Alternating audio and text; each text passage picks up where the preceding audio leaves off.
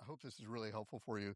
I'm really curious before I pray, how many of you have actually ever heard a lecture on how to counsel about gun violence in a primary care office? Yeah, one person. So that's generally what, in most of the places where I present on this topic, that's about how many in the audience have heard about this, which is why it's so important to talk about it. I'm going to go ahead and just start us with a word of prayer, though. Dear Lord, thank you so much that we can meet together and that we can talk about this important topic. And I pray that you can just really bless this time and that we can glorify you with our conversation and that we can actually make a difference in the lives of our patients and share your love with them. Thank you, Lord. Amen. So I have no disclosures. Now, I know that probably some of you, because we're all from different states and a lot of gun laws are actually based on state statutes, that you might be an expert in an area that I'm not. And I'm also not an expert in this topic. That's my only really big disclosure. But I wanted to start with 3 scriptures, which I think could help us as we talk about this. Therefore, as God's chosen people, holy and dearly loved, clothe yourselves with compassion, kindness, humility, gentleness, and patience. And I think, as we communicate with one another, people have different viewpoints than what we do, or who, like patients that have different viewpoints from us. I think this is really important. Wisdom is better than weapons of war, but one sinner destroys much good. This is from Ecclesiastes. I pray that we can have wisdom as we talk with our patients about this topic. And then finally, do not let any unwholesome talk come out of your mouths, but only what is helpful for building others up according to their needs, that it may benefit those who listen. Again, I live in a very rural area and people take their guns very seriously. And so it's very easy to have a conversation that quickly is not wholesome, depending on how you approach it. And so that's kind of what we're talking about today. So it's really simple what I'm going to do.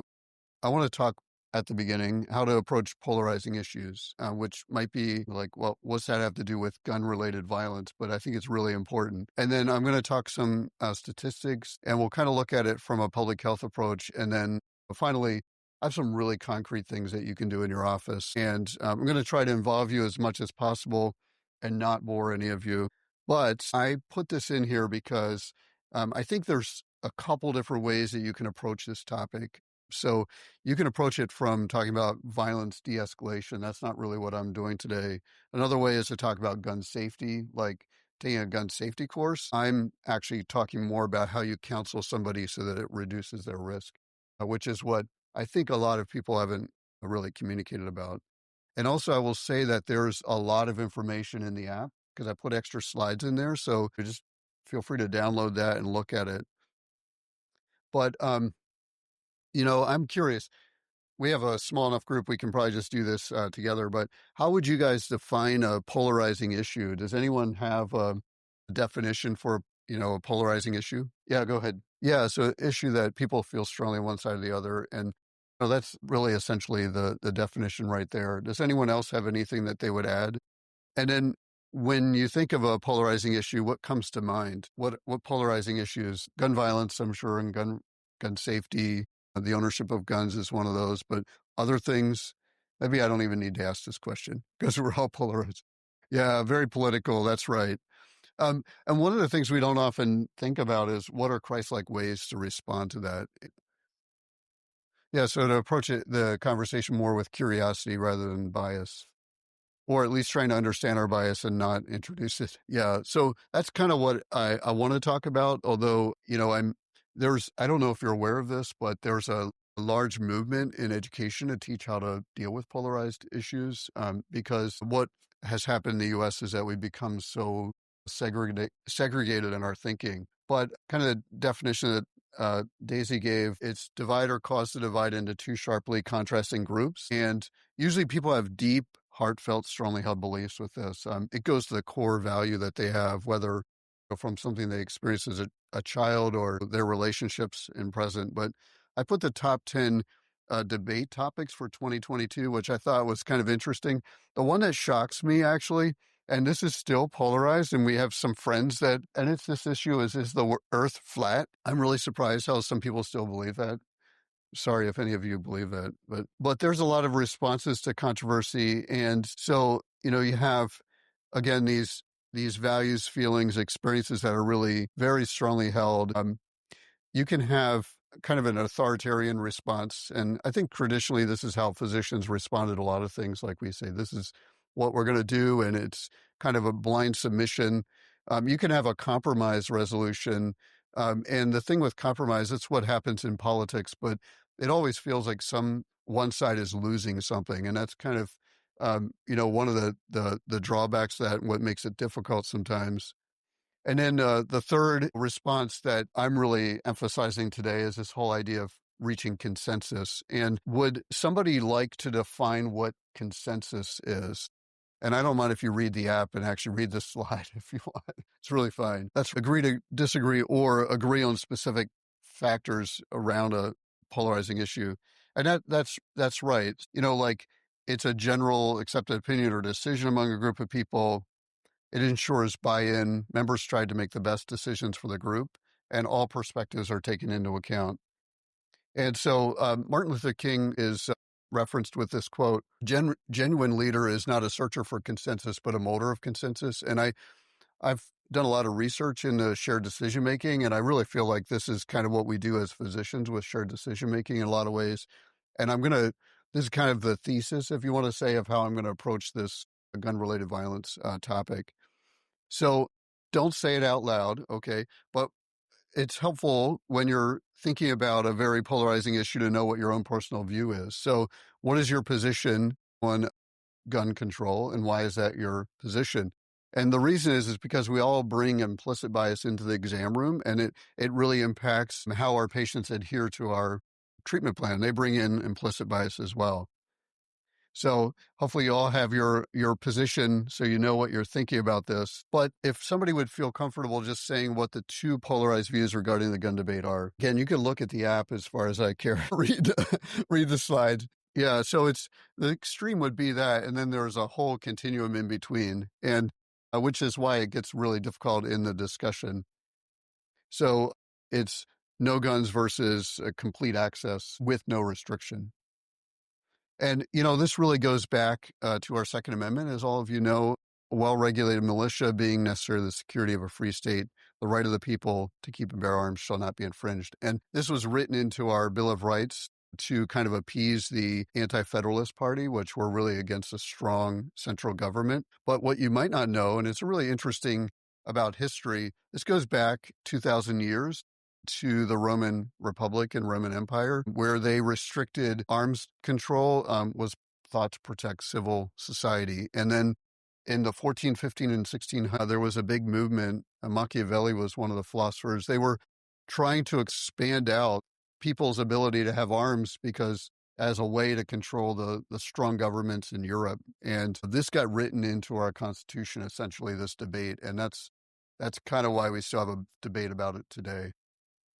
There are a lot of laws out there regarding firearms. If you ever want to fall asleep quickly, I would encourage you to just Google firearm laws, federal firearm laws, and they come up and they're just like whole rows of them. And every time a law is passed, they just kind of supplement something new. But I'll just highlight a few things. One is the original laws were all about controlling people. So the original codes were slave codes, black codes, Jim Crow laws. And then in the 1900s, most of the laws that came out were really in a response to something. And so like the 1934 National Firearms Act up there in the top in the middle was about, it was a response to the Valentine's Day Massacre. The 1968 Gun Control Act right in the middle there was about a response to the assassination of JFK, Malcolm X, and Martin Luther King. And then the other one I just wanted to highlight was this one right down here. In 1994, there was a 10-year federal assault weapon ban, which expired in 2004. And we'll talk a little bit about that later. In 2022, there was one of the biggest legislations from a federal level was passed, and it was the Bipartisan Safer Communities Act. And it basically provided funding for the red flag laws, which we'll talk a little bit about later on. And it filled in a few gaps in the federal law.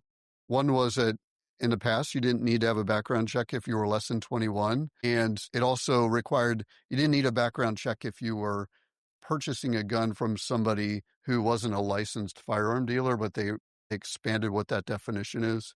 And then the third is one of the focused areas that we'll talk about is intimate partner violence. And there was something known as the boyfriend loophole, which was basically that if you were staying in a relationship with someone, but you actually had abused that person, that you didn't necessarily have to, that you were able to own firearms. And they actually put a restriction on that, which was really a big win for intimate partner violence.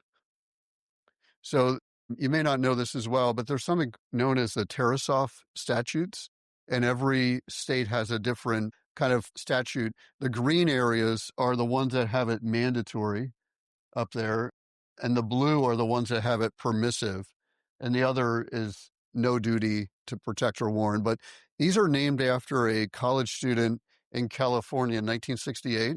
Now, I don't know this off the top of my head. I had to research this, okay? But essentially what happened was Tatiana Tarasoff was a college student, and she broke up with her boyfriend. Her boyfriend went to a psychologist and actually said that he was going to kill her, and the psychologist did not warn Tatiana Tarasoff, and she ended up being killed.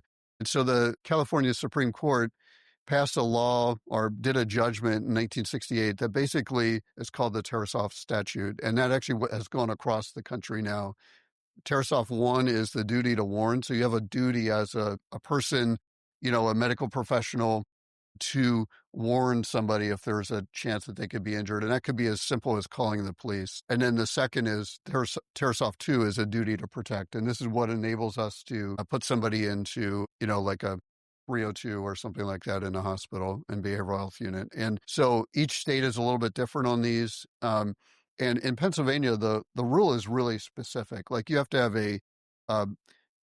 have a known person who has a specific threat against a specific person in order to do something with this. And that could be somebody, threatening to hurt themselves as well. So there's due process to this. And this does scare some people that really don't want any restriction on gun access. If you're interested in the pros and cons of gun control, which is not what we're talking about today, you can actually go to the Encyclopedia Britannica, and they have a really nice summary, which you can look at. It's hard to have this conversation without talking about the National Rifle Association. And, I worked for 10 years about 3 hours south of here. And I don't know if you know this, but General Ambrose Burnside has a state park in Kentucky here. And I was surprised that, when I put this together, to learn that he was the first president of the NRA. But the NRA has really expanded the whole concept of access to guns to individuals rather than militias. And they have a tremendous lobby. And it's interesting when you're talking about how to counsel patients. One of the things that becomes really clear is there's not a lot written about it. And so they've actually done studies comparing sepsis in the U.S. and gun violence. And sepsis actually has about the same number of deaths per year as what gun violence does. But actually, gun violence has about 2 to 3% of the published articles and finance or resources that go to it. So it's tremendously different. And this article that was published in the CDC is one of the reasons for that. It was published in 1993, right as they were having a debate in Congress about funding to the CDC for gun-related violence. And the article's conclusion was that keeping a gun at home increased the risk of homicide. And, this actually gets at the root of what some of the debate is about the pros and cons of owning a gun, or the polarity is that the CDC was saying that having a gun in the home actually increases your risk, versus somebody who would be very pro-gun would say, actually, it's not having the gun, it's the person that caused the problem. And so I'm not able to answer that question, really. But you'll see the statistics kind of probably support more what the CDC says. But anyway, the NRA lobbied to have $2.6 million deducted from the CDC's budget, and it was successful. It's called the Dickey Amendment. You can actually Google it and learn about it. And that amendment wasn't just about deducting that money, but it actually they said that no funds made available for injury prevention and control of the CDC may be used to advocate for or promote gun control. And that effectively stopped all federal gun research up until 2018. And then in 2018, they passed some known as the FASTER, which was a way of surveillance for gun-related injury, and it actually went in the spending bill in 2020. Now, what's happened since then is that because they took that away, there's been a lot of research that money that has come out, not a lot of studies yet, but there's now $137 million that have been released since 2020 for federal gun violence research. So back to the response to controversy, kind of like we said, one side would be no restriction on guns, other side, no access to guns. And really, my question is, what does consensus look like? And I'm going to go through a few more sides, and then if you guys can just think about what consensus looks like, because some of you may fall more on the no restriction on gun side or no access to gun side, but realize that when your patient's in front of you, you want to do what you can to keep them safe. So how do you communicate with that person? What can you have agreement on? And why is this important? Well, this is actually from the Johns Hopkins Center for Gun Violence. And I really don't want to read this whole quote, but the quote is really important because they basically highlight the fact that the idea that we have this great chasm between one group versus the other with no areas for consensus has actually prevented us from having fruitful conversations about this topic. And so the idea is that we really need to figure out how to reach consensus. And the Pew Research Foundation has kind of surveyed people to see what they think about this. And there are areas of consensus, generally speaking. So the top one there, which is preventing people with mental illness from purchasing guns. Most people agree with that. The bottom one there, which would be allowing people to carry concealed guns without a permit. Most people don't agree with that. And so there are definitely areas of consensus. But just last week, I came across this and I added it in. Do you think it's more important to protect or to limit gun ownership? In the U.S., the survey showed like 51% of people felt that it was more important to protect the right to own a gun versus 48% who said limit. And so we're really split in the U.S. with this. So back to the consensus statement. Anybody want to take a stab at a consensus statement? I realized that I actually had an ethicist look at the one that I have. So because I really didn't want to offend either side. If you're just coming out off the top of your head, don't worry about it if it's not quite perfect. So I really just like to have a conversation about it. So both sides would like gun-related violence to decrease. It's really similar to what I've put here. We absolutely need to keep people from being injured or killed by misuse of firearms. So to say the only thing, my original statement was really similar to yours. I actually tried to change gun-related violence or gun violence to misuse of firearms as much as possible. Depending on what someone's views are, it comes across a little bit more judgmental. I feel like this is something that you could even start your conversation with a patient. And I work in an area, there's a lot of guns, so I have to be really careful what I say, or I'll just shut the person off immediately and they won't be interested in talking to me. So I want to transition now. There is kind of a generally accepted way to approach a public health issue, and gun-related violence and injuries is a public health issue. I don't really have the presentation divided by each of these steps because things kind of overlap, but one is to define and monitor the problem, another is to identify risk and protective factors, and then develop and test prevention strategies, and then assure widespread adoption. I could go into a lot of history about guns. The classic gun came out in the 1480s, but realize that some guns that we see nowadays are not classic. And so that's why I put this definition up here. It's a ranged weapon designed to use a shooting tube to launch projectiles, which enables for a 3D printed gun, which are out there, and also ghost guns, which can look much different than your classic gun. And the technology has dramatically changed. As those of you who actually do own guns know, it's always changing, and it's pretty phenomenal, what the technology looks like. A 22 itself can go a mile now, like the bullet can go a mile, which is not something that they saw back when our Bill of Rights was written. Also, another really important thing, which I'm not going to spend much time on this, but, in order to have effective conversations with your patients, you need to know what you're talking about, or you're just going to shut it down. And so there's a really nice little video at the Center for Gun Violence, which you could watch on your own time. And basically, it just kind of goes through some basic things like the general categories, handguns versus long guns, the action of it, is it automatic or manual? And then gun identification. And the big things there being, is it a legitimately manufactured gun or is it a ghost gun, which means it has no serial number? A couple like talking points if you want those for your office. One of the things that we're kind of working against if we want to keep patients safe is that overwhelmingly people that own guns, they do it for safety. And so 79% of male gun owners, 80% of female said they own a gun, it makes them feel safer.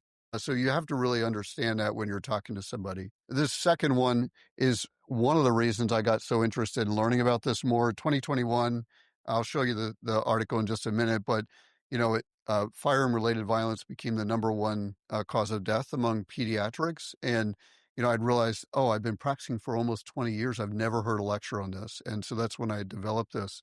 But 100% of deaths per year in which a child under 6 shoots and kills him or herself or another child could be prevented. And I think that's understandable. Like those guns should not be laying around, not be available, or they should have a lock. 54% of U.S. adults report that either they or a family member have experienced firearm-related incidents. Carrying a concealed handgun is permitted in all 50 states. And then the other one that really gets me upset is that 5 women a day are killed by guns in America. A woman's risk of being murdered increases 500% if a gun is present. During a domestic dispute, the presence of guns in the home increases the risk that a woman will die due to intimate partner violence by 8-fold, which is very dramatic. Understand this. If somebody is very angry, they're having an argument, and no gun is available, there still may be harm done to one individual, but there won't be a lethal means necessarily available. So what percent of gun-related deaths in the U.S. are the result of guns used in self-defense? Anybody have an idea of what that number would be? 5%? Yeah. Anything else? Yeah, it's actually 1 to 2%. And so if you look at the studies, there's a trauma study that was released, and they said 1.3% were used in self-defense.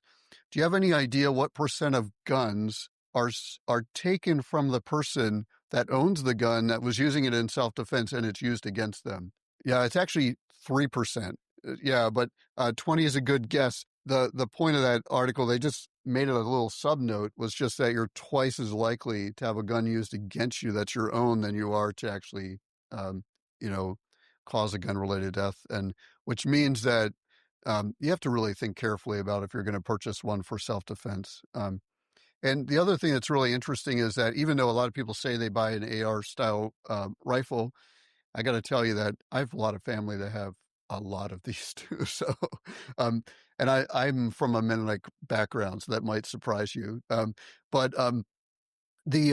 it's still very seldom that these are used for defense of life or property, even though that's the big reason that people use for it. And, in a decade, it was only used 51 times. Wonderful news is that the number of gun homicides has actually been steadily decreasing since 2021. And, in 2024, the numbers were 16,000, almost 17,000. Last year, it was at 18,000. Now, the problem was, and the reason this slide is not up to date completely, is because they don't really finalize the suicide from gun violence until sometime late in April. So we don't have the final numbers yet. And when you compare this to deaths from auto accidents, they're actually really using the total numbers here. And in adults, only 35% of gun deaths were homicides. 56% are suicides. And that number is usually about 55 to 58%. And then 3% were police shootings. Less than 2% were mass shootings. I thought it was helpful to put this here because a lot of people that support one side or the other about whether or not you should own guns or have restrictions cite things from across the world. But then the other thing is, I think when you develop a public health approach, it's helpful to think about this. So 3/4 of gun deaths occur in just 15 countries. This is actually from a JAMA article. The top country there is Brazil, and majority the dark blue actually stands for murders, and the majority of gun deaths in Brazil are for murders. Light blue is actually suicides. And so India and the US, majority of our gun deaths are actually from suicides. So if you think about a public health approach to respond to this, it's going to be different in these different countries. And in Mexico, Colombia, Venezuela, they actually have more homicides than what the US has and India has, but because of the number of suicides are much less there, they're farther down in the graph. This is actually why I originally got interested in this topic. So this is a study from New England Journal of Medicine looking at and just categorizing the fact that the firearm-related injuries were now higher than motor vehicle crashes for the cause of death in pediatrics. And there's a couple interesting things when you look at the statistics. So 86% of gun deaths in children and teens are from 12 to 17-year-olds. 83% are among males, and among Black, which make up about 14% of the U.S. population, they make up 46% of gun deaths. And so, like, if you think about it, okay, so this is a group that really needs to be approached about this. Just like intimate partner violence and suicides. And this is actually from, I think, I got this from the Surgeon General report from a year ago, but basically you can see that it actually went down a little bit, but it's still the highest cause of death. Now, this is another slide that really upsets me. So this was published in Preventative Medicine 2021. Basically, over here is rate per 100,000 person years of gun-related deaths. On the bottom is percent of area residents in poverty. And if you look at, these are different races, and non-Hispanic Black is the pink. And so you can see how this is something that is very disheartening. So if you're a Black young man and you live in an area of higher poverty, your risk of experiencing gun violence is very high. And it's a group that we should really be focused on. So sorry if this is boring. I hope it's not, but there's something that also that I think you really should be aware of, and that's this gun violence archive. And how many of you have ever gone to the gun violence archive? Okay, you need to know about this. All right. And I don't mind if you even just take a few minutes and go to it right now. The gun violence archive is about 24 to 48 hours accurate for every injury, death across the country from guns. And so you can go there, and this is actually from the map that they have. Yellow is where there was an injury. Red is where there was a death. It might be a little hard to see. See how it's kind of focused in the east and southeast especially. This is Pennsylvania, and I live, oh, you can't even see it, kind of right in there somewhere. And, this is actually our town. My wife and I live right here, which means we have had, unfortunately, a gun-related death, and we have injuries around our house. And, it's very helpful to see that and to know, like, as you make interventions in your community. This is actually Cincinnati here. It's a little hard to see. This is where we're located. And you can see there's been gun violence in this community as well. But realize that when somebody experiences gun violence, it's really the tip of the iceberg. And there's probably the best way to characterize this would be this article. Came out about 2 years ago. One bullet can kill, but it takes more than 100 people to save a gunshot victim's life. And just we as healthcare providers are always impacted by this. 80% of pediatric patients that experience gun violence actually live. And so, we are really talking about gun deaths, but in reality, there's a lot of people that are surviving after gun violence. And unfortunately, it increases their chance of hospitalization, mental health issues like from PTSD, substance abuse. And so when you're seeing somebody back, it's really important to have a conversation with them about how to keep them safe, get them counseling, things like that. So what does the literature say about counseling of patients regarding gun-related violence? I don't think I really opened this up for you guys to respond to this question because it doesn't say a lot, okay? But, there was one article, a systematic review of 72 publications, and they came to a couple obvious conclusions, okay? And I'll just highlight them. If you're talking to a high-risk group, it makes a difference. Okay, if you're talking to a low-risk group, it doesn't. Okay, and I think that's understandable. Like if you're telling somebody they need to use a bicycle helmet, but they don't own a bicycle, like it doesn't make any sense. A lot of people recommend that you start by saying, "Hey, do you have guns in your home?" And then you actually go from there with your conversation. The bigger problem is that we just don't talk about it. And so there was a survey of adult primary care patients, and they only found that 3% reported that somebody had ever talked to them. Family docs, we say that we talk more about it, and 16% of us identified it. In our office, we have it in our templates for pediatrics, so we're asking all the time. And um, I think it's really helpful to have it as a reminder built into your template. The other thing that came from this review was that people that are trained actually can make a difference. And so, whereas if you feel like you can't do something, you don't even really try, basically. And I can read the bottom quote there. Clinicians who felt suicide was preventable, who believed that screening and counseling made a difference in injury prevention, who had prior training, and who had high self-efficacy reporting higher screening and counseling rate. And, that's why we're talking about it today. So how do you identify who's at risk to carry out gun-related violence? Again, this is where we need literature and studies to kind of show it. But I pulled some things from the American Psychiatric Association, and they have a couple of static and historical factors which you can look at. These aren't as predictive, but they're probably things like, you might consider like not very surprising. So having witnessed violence in the home, it's not surprising that that person might struggle more with violence in the future. Present over time and escalating. Again, these things are not surprising, but gang membership or strong desire to be in a gang, access to or fascination with weapons, trouble controlling feelings like anger, withdrawal from friends and usual activities, regularly feeling rejected or alone. And then these are the ones that are much more predictive. Increased loss of temper, frequent physical fighting, increased use of alcohol or drugs, increased risk-taking behavior, declining school performance, acute episode of major mental illness, planning how to commit acts of violence, announcing threats or plans for hurting others, obtaining or carrying a weapon. These, again, I'll show you a validated screen in just a minute, but these are things that we would need to research more. Or if you have a patient that comes in and describes any of these things when you're interviewing them, or they're people you really want to give extra resources to. So there's a short little editorial in the American Academy or American Family Physician Journal that talks about clinical tools for screening and counseling on gun-related violence. And they highlight, I guess, not surprisingly from the statistics, that patients with depression and suicide risk, those are ones that you really want to focus on.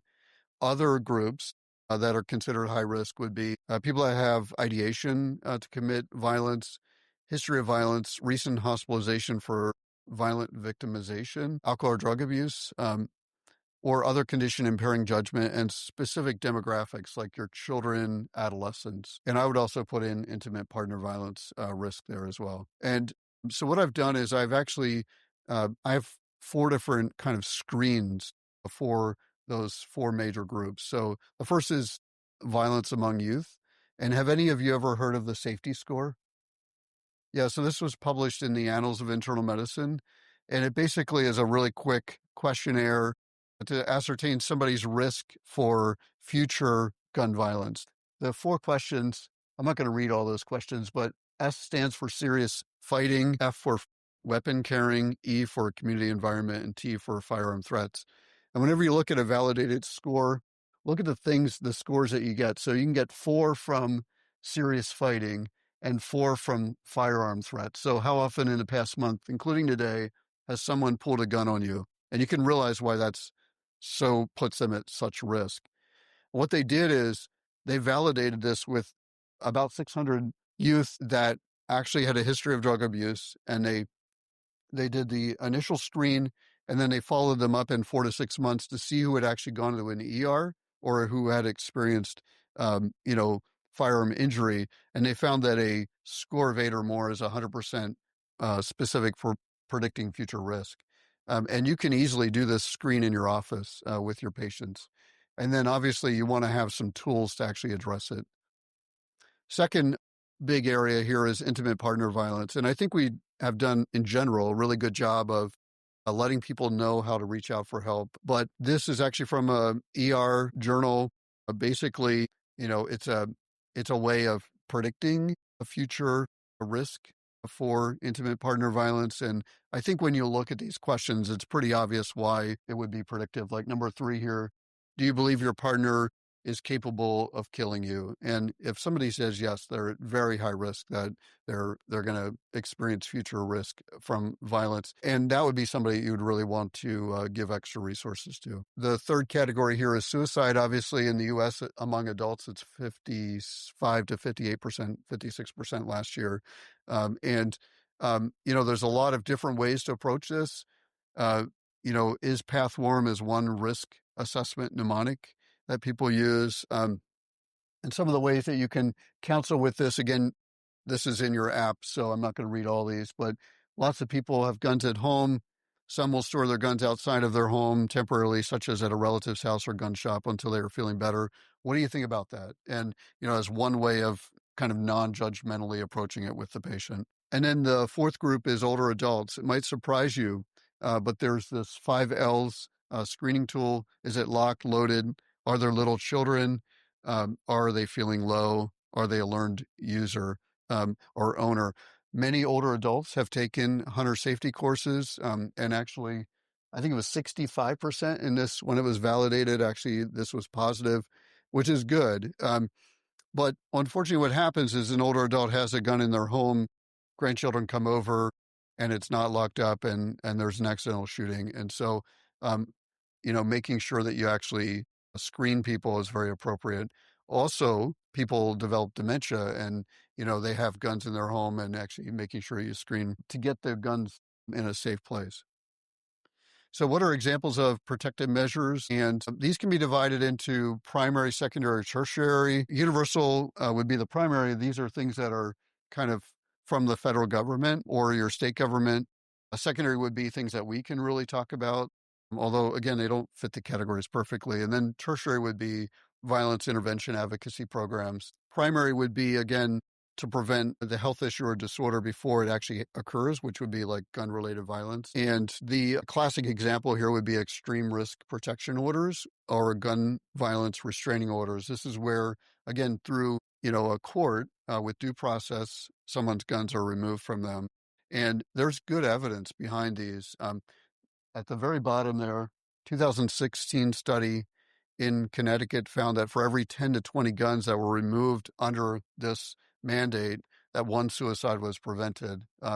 And since 90% of fatal suicides attempts are by firearm, you can see why that would make a difference. So this is kind of one of those controversial areas, and I want to try to kind of go right down through the middle without pro or con. But, assault weapons ban, why is that something that when you talk about this is so important to bring up? It's because majority of the mass shootings are actually from assault weapons. They did when they did a study looking at the number of deaths before the assault weapon ban that was there for 10 years, during and after, and they did a linear regression model analysis, and they found that if there's 9 fewer mass shootings because of the assault weapons ban, that it correlated to preventing 314 of the 448 or 70% of the mass shooting deaths. Now, when you look at the full numbers, it may not seem like a lot, but these are the things that we hear about in the news, and these can be devastating. Yeah, go ahead. Yeah. Okay. The reason people feel they need assault weapons, well, some people like them for fun, just flat out like they enjoy shooting them, but it's really for safety and for protection of their home. And so, when you look at the statistics, why are people buying AR assault rifles? It's really because they want them for protection. That's the primary reason. Yeah, so handguns, a lot of people buy handguns as well for safety. They're much easier to use in a way, in a small area. But the reason for all the AR-15s, apart from fun, would be for safety of the property. At least that's what we see in rural areas. Yeah. And then the third area here is gun storage. And I brought 50 gun locks with me from the VA, and they're going to distribute them. I'd like to not take any home, so, like, feel free to take a bunch, but basically, more than half of US gun owners with children do not report storing all of their guns safely, and 82% of adolescent firearm suicides involve a gun belonging to a family member, so getting gun locks out, trigger guards out into your patients is really important, and, um, I, um, I we give these out in our office, and we got 450 of them free from the VA, and you can talk to your local VA and they'll hand them out to you. So it's really nice. You say, hey, do you have your gun safely secured? And they say no. You say, well, here's some gun locks. It's people love to get them. And there are a number of different ways that you can actually lock up the guns. Safes are much more expensive. I went to Walmart, and for like $10 or $15, you can easily get a trigger guard or something like that. And then secondary targeted interventions, these are detect and treat diseases early. So this would be if somebody owns a gun and you want to prevent a gun-related injury. There's a number of tools available online. The Bullet Points Project has excellent resources. And one of the reasons I highlighted the TerraSoft earlier is because they actually have a lot of information there about the TerraSoft statutes, but also, safe storage, mental health holds, temporary firearm transfers. And for communities that have high local violence, doing a violence intervention program, and they have everything there to help set that up for you in your office. There was a really nice article that was published in New England Journal of Medicine in the fall, and fortunately, they highlighted, it was a very similar approach to what this lecture was, so I didn't have to change the lecture much after reading it, but they talked about some of the counseling things and principles of counseling. So one is just understanding that firearm injury is preventable, and we need to understand that, because I think if we don't think we can make a difference, it's hard to motivate us to ask. It's also, a couple other things. The middle one there, you should have counseling tailored to your patients that are, again, in those specific areas like risk of suicide, cognitive decline, intimate partner violence, community violence, or those caring for children. And then, your language that you use should be really tailored so that you do not, immediately turn your patient off so that they aren't willing to talk to you. They talk about the 3A's framework. I learned this in terms of tobacco abuse counseling many years ago, but you can use it this way as well. It's approach, assess, and act. And I just want to highlight a few things. So when you're approaching a patient, be informed, which is what this lecture is about. Be respectful, focus on harm reduction. So you're not trying to take somebody's gun away necessarily, but you're actually trying to keep them safe in their use of that gun, and be individualized. And then for assess, look at the risk factors, which we talked about earlier, which don't have necessarily the best research behind it, but also maybe use one of those screens. Look for ideation or threats, access to guns, and then willingness to collaborate, which is really important. And then finally, which these actually go from, low intervention to high intervention. So like, it might just be as easy as saying, hey, you got to store your gun appropriately because you have children in the home. Another might be you have to temporarily transfer those firearms to a relative. And then another might be that you're doing a mental health hold for the person, or actually going to courts and getting a civil protective order. I'll be honest, in what I'm doing in outpatient now, I still do hospital medicine, but I've never actually gotten a civil protective order. Those are often done before the patient sees me, or when I'm seeing somebody back from being in the hospital. And then some of the other language issues, it's hard to remember some of this, but it is important. Like, so if you say to somebody, do you store your gun safely? Nobody's going to say, oh no, I don't store my gun safely.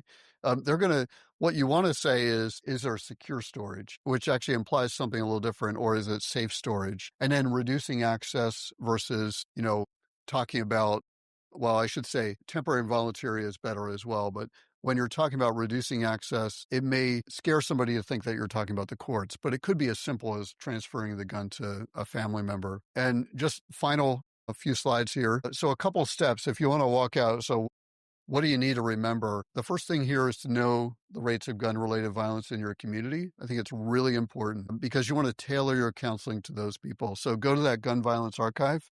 Ask your patients and families if there's guns in the home. Do it non-judgmentally. Remember our consensus statement. And this is actually a link to a document. It's It's a life plan project for patients that are getting demented, nearing the end of life, that own a lot of guns. And you can actually go through it like a will almost, which is really important because that's actually, unfortunately, how people sometimes get guns that they shouldn't have. And then the AAFP recommends screening for depression and screening for intimate partner violence. And finally, I would recommend that you include it in your anticipatory guidance for at-risk individuals. So for community-based steps, know the rates of gun-related violence in your area, participate in programs that address violence in your community, and then communicate with your local, state, and federal officials, and whatever your beliefs are with gun-related violence as a public health concern. And there's a lot of ways that you can advocate. These are actually from the AFP, but I will tell you that the number 2 there, participate in programs that address violence in your community. You may think of what I'm saying as a classic violence intervention project, but really right in the midst of all those gun deaths in my community, there's a great community garden. And it's interesting how when you get people together in the community and, that has nothing to do with guns, but yet bringing people together, even there's many other different avenues, a church, a community group that can make a big difference because people start to work together and then you're like, well, it just changes the outcome so much. So the third, then I'm not going to spend a lot of time with this. It's the community violence intervention program. Sorry. It's very hard to get study data regarding this, but there was one study which showed a decrease in recidivism for people that were incarcerated from gun-related violence. When they went through a program for community violence intervention, it decreased the recidivism rate from 42% to 11%, which is pretty striking. So in general, I would encourage you to work towards consensus when you're thinking about this. Become familiar with terms regarding firearms so you can talk to your patients in a knowledgeable way. Remember that you can make a difference, and then be an advocate in your community. And we have about 5 minutes for questions if anybody has a question. I'm trying to think what I said that may have sounded like. So is it safe gun storage? Is that what? Yeah. So you can take them to the police department. You can take them to some gun stores. You can give them to your relatives. There are places that will store them for you. I don't, yeah, I think that's what you're referring to is that, yeah. And like temporary storage, if you have a family member that's threatening suicide, you can take them to the police department and they'll actually keep them in storage for you. So I think your question was like, I'm talking about, you're more concerned about what can we do for intentional firearm injury. So that's where the community violence intervention programs really come in, which I didn't spend much time on because I don't have one in our area and I don't really have experience with that. But what it ends up, if I can just go back here. So I'm sorry I glossed over this. There are some great programs and they're available through that Bullet Points project to give you some ideas. But they basically, in one project, as an example, if somebody presents the ER and they have a gunshot, they will actually have somebody come in and actually kind of surround them with education. So how to mediate disputes, promotion of nonviolent responses, and they get almost like a life coach that works with them through social service. And so I would say, what we're trying to do in the clinic, and I don't have many people that come in actually fresh from having a gunshot into my office, like they went to the ER and then they come to us. But, what you're trying to do for us, it's screening people, seeing if they're at risk for injuring themselves, and then actually, getting a temporary hold or getting them a gun lock or having a family member intervene. But these are actually more intentional things, which I think is what you're referring to. Well, thanks a lot.